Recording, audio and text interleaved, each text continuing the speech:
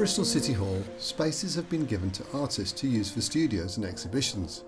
Jenni Stuart is the current artist in residence, and she met with Window Wanderland's founder, Reeve Khan. When did you realise you wanted to become an artist? Do you remember that moment? I know that I was always far more interested in doing anything arty than anything academic throughout my schooling. So much so that the head teacher used to have to give me sweets. I had to go to the head teacher's office to learn to read because I wouldn't. But I just was always choosing the most arty things. What inspires your art, Jenni?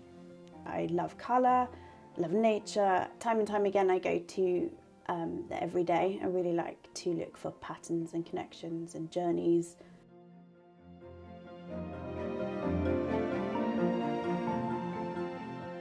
What do you think of the Window Wanderland Festival when you first came across it?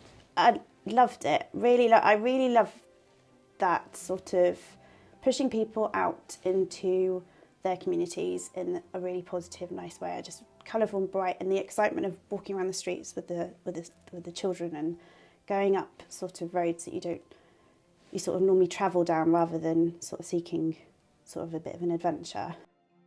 What inspired you to take part in it and make something apart How could from... I not? Yeah. How could I not? I'm just so drawn to those sorts of things. And inspired by the Window Wanderland, I now do something a bit themed for most seasons. So Christmas, I'll put something up, and also Easter. So last year I did a piece of work that was sort of inspired by Rob Ryan. So he's paper cutouts, and I worked in that style.